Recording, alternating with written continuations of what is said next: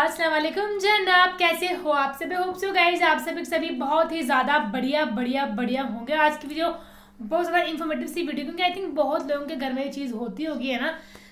मेरे घर पे हुई है, दूर तो क्यों जाना। वीडियो का टाइटल है जिस घर में बिल्ली के बच्चे पैदा होते हैं उस घर में क्या होता है। जो हमारा पीछे वो है, यहाँ पे गाय वगैरह वो रखा था, भूसा वगैरह या घास वगैरह, और वहाँ पे बिल्ली को देख के मुझे ना कुछ ऐसे ना होता है, अजीब सा लगता है। हाँ, और तो अब निकाल भी नहीं सकते। पहले दिया था भी नहीं, काफी टाइम पहले एक दो बार दे चुकी है। तो बाकी देखते हैं, फिर करते हैं बाकी बातें डिस्कस। और ये वीडियो लिंक डिस्क्रिप्शन में दिया हुआ है, सो करें प्ले।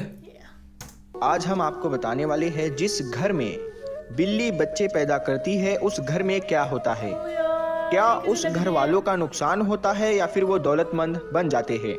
दोस्तों, आज की वीडियो में हम आपको एक ऐसी ही औरत का सच्चा वाकया बताएंगे जिसके घर में बिल्ली ने बच्चे पैदा किए थे। फिर उसके साथ जो कुछ हुआ वो जानकर आप भी हैरान रह जाएंगे। तो चलिए ये कहानी उसी औरत की जुबानी आपको सुनाते हैं। वो कहती है, मेरा नाम सरवत है, मेरा ताल्लुक अंदरूनी सिंध के एक छोटे से गांव से है। हमारा इलाका तरक्की याफ्ता नहीं था, वहाँ पर गरीब सादा किस्म के लोग रहते थे। पढ़ाई की कमी की वजह से उन्हें बड़ी बड़ी नौकरियां नहीं मिलती थी। बस वो मेहनत मजदूरी करके खेतों में काम काज करके अपना पेट पालते थे। सरवत कहती है, मेरे वालिद ने शहर से पढ़ाई की और वहाँ पर ही नौकरी उनकी लग गई। वालिद ने शादी भी अपनी पसंद की लड़की से की थी, जबकि मेरे बाप दादा के यहाँ दूसरे खानदान में शादी करने का रिवाज नहीं था। मेरी अम्मी को गांव में रहना पसंद नहीं था, इसीलिए वो लोग शहर के ही होकर रह गए। मगर मेरे बाबा जब भी गांव जाते तो मुझे अपने साथ जरूर लेकर जाते थे, क्योंकि मेरे दादा दादी को मेरा बहुत इंतजार रहता था। मैं छोटी थी तब अक्सर शौक से गाँव आती थी, मगर अब मैं बड़ी हो गई थी और उसी तरह से गाँव से दिलचस्पी बरकरार थी। मैं बाबा के साथ आती थी और दादा दादी के साथ हफ्ता 10 दिन तक रहती थी।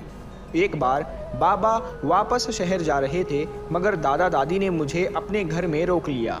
मेरे दादा का नाम गांव के बड़े जमींदारों में होता था। उनके खेत जमीनें दूर दूर तक फैली हुई थी। उनके बड़ी सी हवेली नुमा घर में हर तरह की सहूलियत मौजूद थी। मैं यहाँ वैसे तो बहुत खुश थी, मगर गांव से मंसूब कुछ अजीब अजीब बातें मुझे परेशान करने लगती। यहाँ के लोग पढ़े लिखे नहीं थे, इसी के चलते बहुत सी मनगढ़ंत कहानियाँ बनाते और उनको मशहूर करते थे और उन पर यकीन भी करते थे। आजकल जो हर दूसरे तीसरे शख्स की जुबान पर किस्सा था वो ये था कि जिस घर में बिल्ली बच्चे पैदा करती है उस घर में एक अजीब वाकया शुरू हो जाता है। शुरू में तो मुझे ये सब बकवास और झूठ लगा, मगर जब मैंने खुद ही अपनी आंखों से वो सब कुछ देखा तो दंग रह गई। सरवत बहन कहती है कि मैंने ऐसी बहुत सारी कहानियां सुनी, मगर इन कहानियों पर बिल्कुल भी यकीन करने को दिल नहीं करता था। मेरे दादा की हवेली में काम करने वाली मुलाजिमा यानी नौकरानी रोज कोई ना कोई नई खबर लेकर आती थी और हवेली की औरतों को मिर्च मसाले लगाकर सुनाती थी, और वो तमाम उसकी बातों पर आंखें बंद करके यकीन कर लेते थे, क्योंकि उनको तालीम और सूझबूझ की कमी थी। मगर मेरे साथ ऐसा नहीं था। मैं एक पढ़ी लिखी लड़की थी, मगर मुझे अपने खानदान की रिवायत और आदाब अच्छे से मालूम थे, इसीलिए मैं सबके साथ घुल मिल कर रहती थी, ताकि जो सलूक मेरी माँ ने दादा दादी के साथ किया मैं वैसा ना करूँ। यही वजह थी कि दादा दादी और मेरे घर वाले सब लोग मुझे बहुत प्यार करते थे। तो कहानी कुछ यूँ है कि एक बिल्ली थी जो सफ़ेद रंग की थी। उसकी एक आँख हरी तो दूसरी नीली थी, और ये एक बहुत ही खूबसूरत बिल्ली थी जो लोगों को अपनी तरफ खींच लेती थी। उसकी आंखें देखने वालों को बेइख्तियार अल्लाह की तारीफ करने पर मजबूर कर देती थी। ये कुदरत की एक हसीन तख्लीक थी। ये बिल्ली अक्सर घरों में आया जाया करती थी, मगर इसका असल ठिकाना एक औरत का घर था, जिस औरत का नाम बिल्किस था। ये औरत बहुत ही गरीब थी और हालात की मारी थी। इसके 5 बच्चे थे जो कि एक खास किस्म की बीमारी में मुब्तला थे। उसके वो बच्चे एक अच्छी उम्र को पहुंचकर चलने फिरने से कासीर हो जाते थे और अपाहिजों की तरह जिंदगी गुजारते थे। बल्कि इसके बच्चे तो पैदाइशी तौर पर तो बिल्कुल ठीक और सेहतमंद थे, लेकिन जैसे ही 8-10 साल की उम्र पर वो आ जाते तो अचानक उन्हें जाने ऐसा क्या हो जाता जिसकी वजह से वो चलने फिरने से कासिर हो जाते थे। ये एक बहुत बड़ी परेशानी वाली बात थी। जब इसकी बड़ी बेटी के साथ ऐसा हुआ तो उसको लगा कि ये अल्लाह की तरफ से आजमाइश है और वो चुप रही। बहुत से हकीमों और डॉक्टरों को दिखाया, लेकिन किसी की समझ में ये बीमारी नहीं आई। आखिरकार थक हार कर बिल्किस बानो और उसके शोहर ने इसी हाल पर छोड़ दिया। लेकिन जैसे ही उनका बेटा 8 साल का हुआ तो उसके साथ में बिल्कुल वैसा ही हुआ। तब वो मियाँ बीवी बुरी तरह से घबरा गए। अभी इलाज करवाया मगर कोई फायदा नहीं हुआ और उन्हें अब भी हर तरफ से मायूसी का सामना करना पड़ा। अब उनकी नज़र अपने तीनों छोटे बच्चों पर थी और उनकी जान सूली पर अटकी थी और उनको मालूम नहीं था कि जो उनके 2 बड़े बच्चों के साथ हुआ है वो बाकी बच्चों के साथ भी होगा या नहीं। मगर वो तीनों बच्चे भी उन 2 बड़े बच्चों के साथ ही वैसे ही 8-10 साल के हुए तो वो भी अपने बड़े बहन भाई की तरह बिस्तर से लग गए। वो चलना तो दूर बैठ भी नहीं पाते थे। उनकी रीढ़ की हड्डी के साथ शायद कोई मसला हो गया था। एक मर्तबा सरवत बहन दादी के साथ में उनके हाल चाल पूछने के लिए बिल्किस चाची के घर गई और उन सबको देखकर हैरान रह गई। ये आखिर कौन सी बीमारी थी कि एक ही घर के 5 लोग चलने फिरने से कासिर हो गए थे। मुझे इन जिंदा लाशों को देखकर बहुत दुख हुआ और उनके माँ बाप पर बहुत तरस आया जो अपनी औलाद को इस हाल में देख रहे थे। बिल्किस बानो और उसका शोहर बिल्कुल बेहाल हो गए थे और फिर भी अपनी जुबान पर नाशुक्री का एक लफ्ज भी ना लाए और अल्लाह ताला से मदद मांगते रहते थे। सारा दिन अपने बच्चों की देखभाल करते रहते थे। उनके लिए खाने को भी कुछ नहीं होता था क्योंकि उनके पास वक्त नहीं था कि वो कोई ज़मीनों पर काम करते या कोई मजदूरी करते। उनके पड़ोस से उनके घर कोई ना कोई खाना भेजता था। सरवत बहन बताती है, मैंने दादी को भी अक्सर खाना कपड़े में लिपटकर नौकरानी के हाथ उनके घर भिजवाते देखा था। उनके घर में 5 बच्चे थे जो जिंदा लाश बनकर पड़े हुए थे और अब तो वो जवान हो चुके थे और बड़ी उम्मीद के साथ उनकी तरफ देखते रहते थे और जब अपनी माजूरी की वजह से अपनी मायूसी की बातें करते थे कि हम अपने माँ बाप पर बोझ बनकर बैठे हैं, न जिंदों में हमारी गिनती होती है न मुर्दों में होती है। ये कैसी बेबसी है, इससे अच्छा है हम पाँचों मर जाए, अपने माँ बाप के लिए आसानी पैदा करें। तब बिल्किस चाची दिल ही दिल में रोती रहती थी मगर अपने बच्चों से कहती थी, तुम लोग भले मायूस हो जाओ मगर मैं अपने रब की रहमत से मायूस नहीं हूँ। मुझे अपने रब पर यकीन है। तुम 5 के 5 फिर से सेहतयाब हो जाओगे और फिर से इस आंगन में घूमो फिरोगे। तब बिल्किस चाची का शोहर नम आंखों से बिल्किस चाची को देखता और अल्लाह ताला से दिल में दुआ करता था कि बिल्किस का यकीन कायम रखना, कभी टूटने ना देना ऐ रब।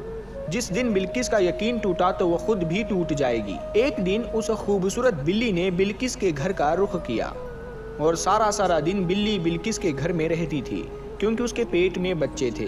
बिल्किस बिल्ली का बहुत ख्याल रखती थी, उसे भी खाने में से जितना हिस्सा बन पाता था देती थी। ये बिल्ली भी आम बिल्लियों की तरह नहीं थी, बिल्कुल तंग नहीं करती थी और उस पर सबको बहुत प्यार आता था। एक दिन उस बिल्ली ने 3 सफ़ेद रंग के बच्चों को जन्म दिया और ऐन उसी दिन करिश्माती तौर पर बिल्किस का छोटा बेटा उठ बैठा। ये बात बिल्किस और उसके शोहर के लिए बहुत बड़ी बात थी क्योंकि वो जो हर जगह से नाउम्मीद होते जा रहे थे, अचानक उनका बेटा उठ बैठा। तब बिल्किस के शोहर ने अपने बेटे को सहारा देकर खड़ा किया तो उनका बेटा खुद से चलने लगा। ये देखकर दोनों मियाँ बीवी सजदे में गिर गए और अपने रब का शुक्र अदा किया कि पूरे 10 साल बाद उनका बेटा चलने लगा था। उनके बेटे का यूँ चलना अपने भाइयों के लिए भी उम्मीद की किरण साबित हुआ। वो लोग भी बोल रहे थे कि अगर हमारा भाई चल फिर सकता है तो क्या पता हम भी फिर से चलने फिरने के काबिल हो जाए। बिल्किस के घर सारे गांव वाले जमा हो गए हैं। सब हैरत और खुशी से बिल्किस के बेटे को देखते जाते और आते जाते सब लोगों की नज़र बिल्ली के उन खूबसूरत बच्चों पर भी पड़ती थी और हर कोई बड़े गौर से देखता। अब बिल्किस का बेटा भी अपने बहन भाइयों के छोटे छोटे काम करने लगा था। मगर उसके माँ बाप उसे काम करने से मना करते थे। अब बिल्किस चाची का शौहर भी दादा की जमीनों पर काम करने लगा, क्योंकि घर में अब बिल्किस चाची के साथ उनका बेटा था। बिल्किस चाची का जो बेटा था जो ठीक हो चुका था।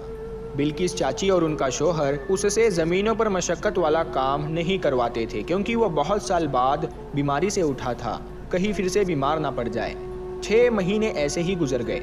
सफ़ेद बिल्ली फिर से उम्मीद से थी और फिर रात के एक पहर उसने 4 बच्चों को जन्म दिया। बिल्किस चाची बहुत नरम दिल औरत थी। वो बिल्ली का बहुत ख्याल कर रही थी कि शायद कोई नेकी अल्लाह ताला को पसंद आ जाए और उसकी आजमाइशें ख़त्म हो जाए। बिल्किस चाची बिल्ली के मासूम बच्चों के ऊपर कपड़ा डाल रही थी, क्योंकि ठंडी बहुत ज़्यादा थी। तभी उसकी छोटी बेटी खांसने लगी और खांसते खांसते अचानक से उठ बैठी। बिल्किस चाची ये देखकर खुशी से चीख उठी और बिल्किस चाची का शौहर भी डर के मारे नींद से उठा, और जब उसने अपनी बेटी को देख लिया तो उसकी आंखों से खुशी के आंसू नहीं रुक रहे थे। तब बिल्किस चाची के शौहर ने पहली बार बिल्ली और उसके बच्चे देखे तो सोच में पड़ गया और बोला, बिल्किस क्या तुमने एक बात महसूस की? जिस दिन इस बिल्ली ने पहली बार बच्चों को जन्म दिया था तब हमारा बेटा ठीक हो गया था, और आज जब दूसरी बार इसने बच्चे पैदा किए हैं तो हमारी बेटी चलने फिरने लगी है। ये कोई महज एक इत्तेफाक है या उसका कोई कनेक्शन इस बिल्ली के साथ है? कहीं ऐसा तो नहीं है कि ये बिल्ली हमारे लिए मददगार साबित हो रही हो? इस बिल्ली के बच्चे हमारे लिए खुशबख्ती लेकर आते हो। शौहर की बात पर बिल्किस चौंक गई और गौर से बिल्ली की तरफ देखने लगी। उसे ये बिल्ली कोई आम बिल्ली नहीं लग रही थी। बिल्किस चाची बहुत खुश हुई और इस बिल्ली का और ख्याल रखने लगी। उसे डर था कि ये बिल्ली उसका घर छोड़कर कहीं और ना चली जाए। ये बात पूरे गांव में जंगल की आग की तरह फैलने लगी कि वो सफेद बिल्ली जब जब बच्चे पैदा करती है तब तब बिल्किस के घर का कोई एक शख्स ठीक हो जाता है और चलने फिरने लगता है। जरूर इस बिल्ली में कोई खास बात है। ये बिल्ली नहीं कोई फरिश्ता हो सकता है जो भेष बदल कर इनकी मदद के लिए आता है। इसी तरह बहुत सारी बातें बहुत सारे लोगों की जुबान पर थी और हवेली वाले भी इस बिल्ली को देखना चाहते थे। अब हर कोई ये चाहता था कि वो बिल्ली हमारे घर आ जाए और हमारी कोई ना कोई गैबी मदद हो जाए। जब दादी और उनकी बहुएं बिल्किस चाची के घर आई तो देखकर हैरान रह गई कि वो बिल्ली वाकई बहुत खूबसूरत थी। लेकिन इस मर्तबा जब उस बिल्ली ने बच्चे दिए तो बिल्किस की बेटी का इंतकाल हो गया। उस दिन बिल्किस चाची ने अपनी बाकी 2 औलादों की तरफ देखा जिनके चेहरे पर डर के साए थे और बिल्ली से डर रहे थे। हालांकि जिससे डरना चाहिए उससे नहीं डर रहे थे। बिल्किस उठी और बिल्ली को बच्चों समेत घर से निकाल दिया और दरवाजा बंद कर दिया। यही बिल्किस चाची जो बिल्ली को किसी कीमती चीज की तरह संभाल कर रखती थी, आज जब उसे घर से बाहर निकाल दिया तो फिर से उनकी जुबान पर अल्लाह अल्लाह था। बेशक अल्लाह ताला हर तरह से अपने बंदों की मदद करता है। अल्लाह ताला को बिल्किस और उसके शौहर का सब्र पसंद आया और उन्होंने रब की नाशुक्री करके अल्लाह ताला को नाराज नहीं किया और वो अपनी आजमाइश पर पूरे उतरे ही थे। और जब अल्लाह ताला ने उनकी मदद करना चाहिए, उनकी आजमाइशें ख़त्म करना चाहिए, तब वो लोग गुमराह हो गए और जिससे उम्मीदें रखनी चाहिए थी, जिसका शुक्र अदा करना चाहिए था, उसको भुला बैठे। तब अल्लाह की ज़ात भी जलाल में आ गई और बिल्किस की आंखें खोल दी और बिल्किस ने रब के हुजूर रो रो कर अपनी गलती की माफ़ी मांगी और अल्लाह की बारगाह में उसकी दुआएं कबूल हो गई।